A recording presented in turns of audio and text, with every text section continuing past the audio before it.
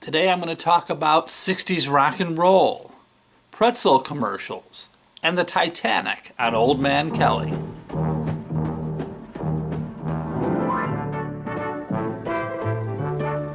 Well, hello there, Old Man Kelley here. How you doing?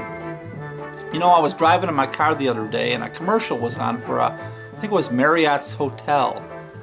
And they were using an old 60s song, and I thought to myself as I drove, you know, that's good that they still use those old 60s songs, because a lot of those 60s bands, they never really made a lot of money back in the day for whatever reason, and they're struggling to get by now in their older years, so any money they can get is good. Like when their songs are used in commercials, they get a few dollars, and that helps, and them or their families could use the money. And this song was by a band, the song was called Satisfaction by a band called the Rolling Stones, and I thought, that's good, because the Rolling Stones probably need more money. Have you seen those commercials for Snyder of Hanover Park Pretzels? One was with the creepy lady with the dark hair. She reads from a dictionary and smashes the pretzels with a book and that type of thing. And they're odd commercials. Can't place my finger on it, but for me they don't seem to really work. What I mean by that is I understand the humor they're going for. That's the kind of humor that I might come up with when I write.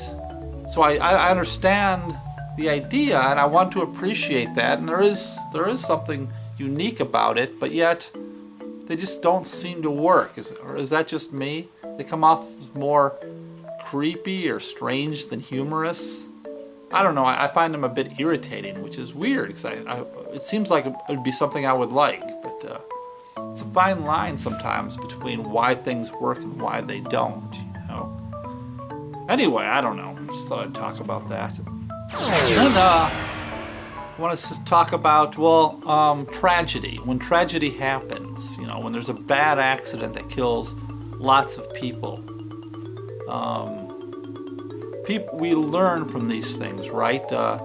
We like when there's a car accident and people are killed, and we learn that, hey, if they had seatbelts on or if they had airbags or something like that, they might have survived, or they would have survived. So we learn from those type of situations and make things better for the future humans or whatever. And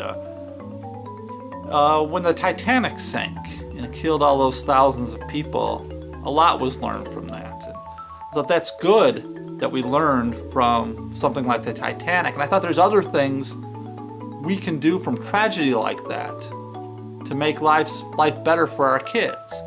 And one thing we can do when something like the Titanic happens, as horrible as it is turn it into a fun ride for a fair or a carnival.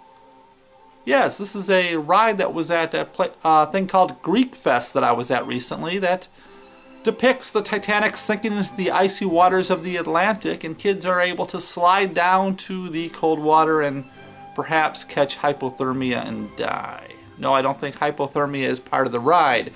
There was also the space shuttle ride for the kids, and I have no idea what this thing was about. I didn't look into it or anything, but since the Titanic was sinking, shouldn't the space shuttle have been in flames or something? I don't know, it just seemed weird to me. But I was at Greek Fest, had a great time, saw some Greek music that, unfortunately, I go every year and I enjoy the Greek music, even though I don't understand the words. This year's band seemed to rely heavily on the Casio keyboards. It sounded pretty good, but it just seemed, I don't know, when you hear the Casio keyboard drum beat and stuff, it just seems a little bit of a cheat to me. Maybe not.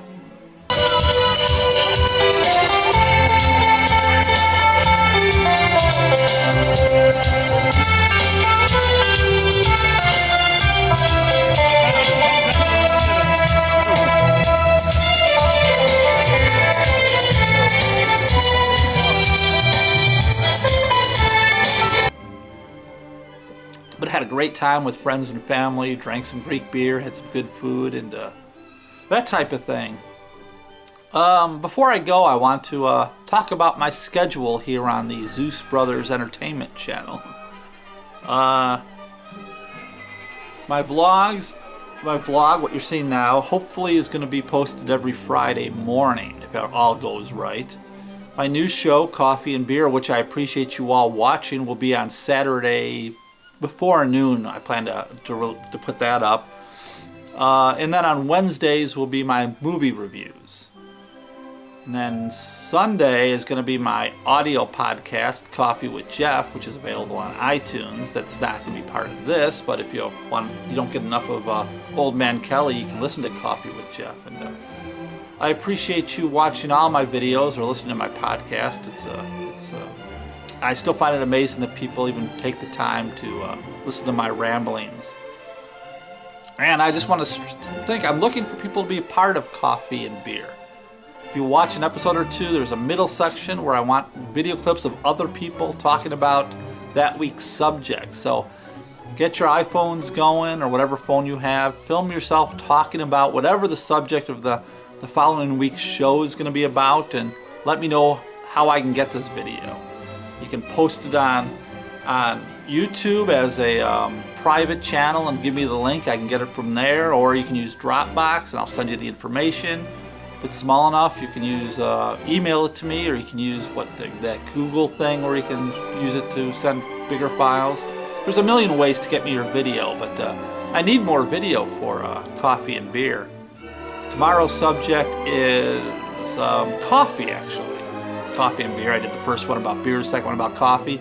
And then next Saturday is going to be about collectibles. What are collectibles? Do you collect? And that type of thing. Do you buy stuff and store it away, mint in box, for the hopes that someday it'll be worth money? That type of thing. I've got a few opinions on that. So I'm rambling. I'm old and I ramble. That's what us old people do. We'll be back next week. Thanks for joining me. Bye.